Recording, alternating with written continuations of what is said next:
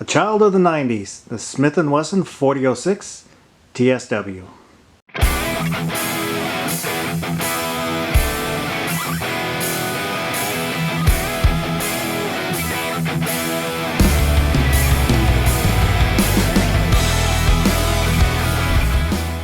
This is the 4006 TSW. TSW stands for Tactical Smith and Wesson. It's a third gen Smith and Wesson semi-auto, single action, double action, chambered in 40 Smith and Wesson. It's based off the 5906, which was 9mm. They beefed it up a little bit to handle the larger caliber. This is a review I've been meaning to do for a while, and I've been kind of lazy.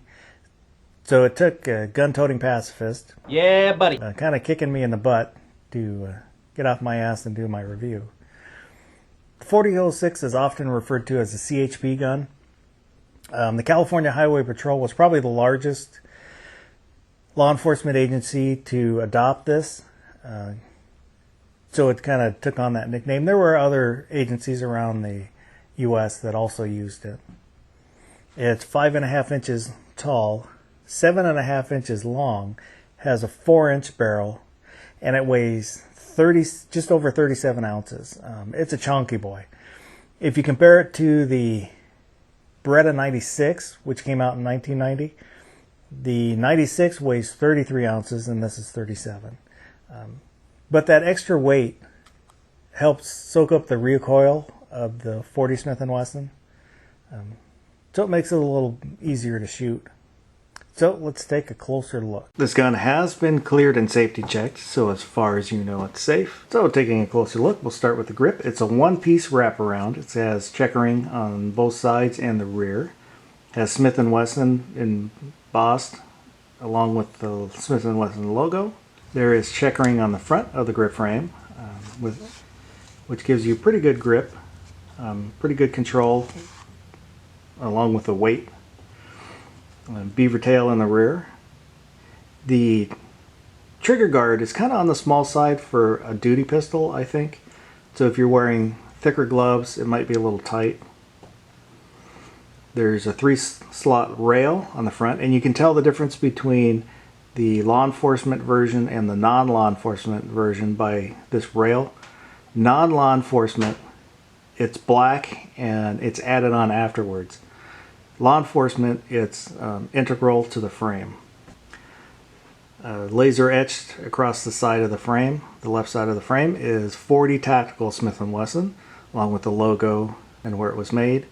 And you can tell this is a CHP model because the serial number begins with CHP. There are slide serrations near the rear of the slide.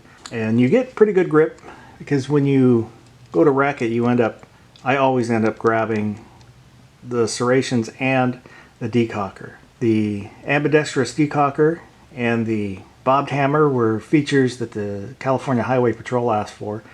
They wanted a bobbed hammer so the officers wouldn't thumb the hammer. It would cut down on negligent discharges. The magazine release is checkered and is really grippy. If we look at the left side, there's not as much going on the left side. And this one is matching numbers.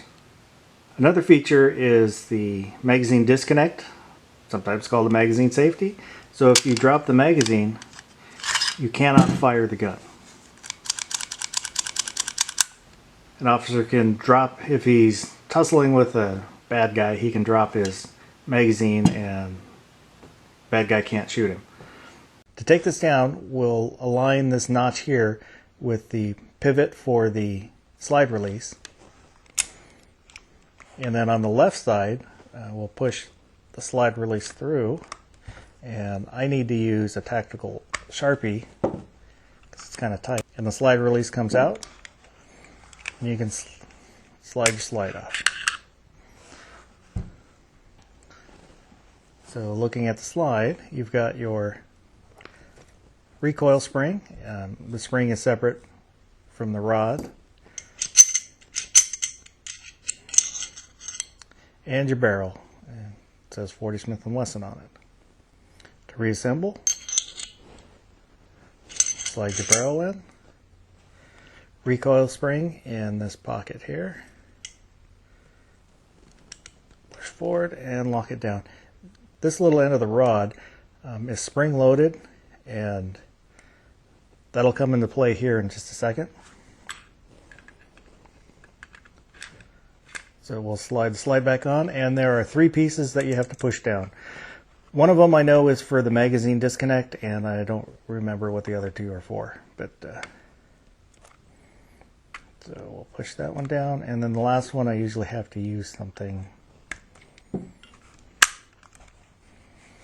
Then we'll line up that notch, the hole for the slide release. And there's a bevel on one side of the slide release pin. That bevel will push that end of the recoil rod in. So you need to make sure that's facing forward. And that's it.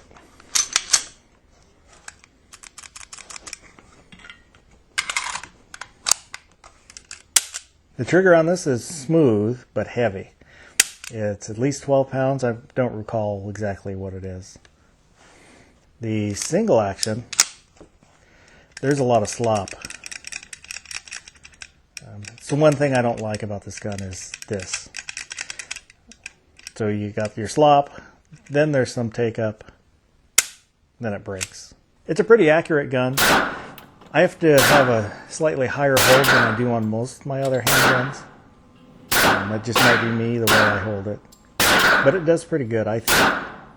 And the heaviness helps soak up the recoil.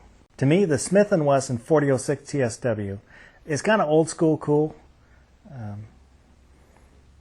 I like that it's all stainless steel. I don't mind that it's heavy, and I actually like the laser engraving across the slide. It's kind of 90s retro. They are still out there. You can find them. They're getting a little harder to find. You can find aftermarket grips for them. I've seen some beautiful wood grips that you can pick up. I probably won't change out the grips. I like the holster wear on it. To me, it kind of gives it character. And I liked it so much that I went out and bought a used cop holster to go with my cop gun.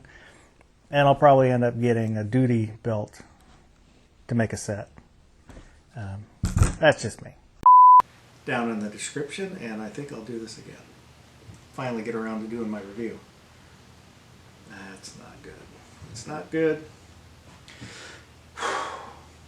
The Beretta is 33 ounces. This is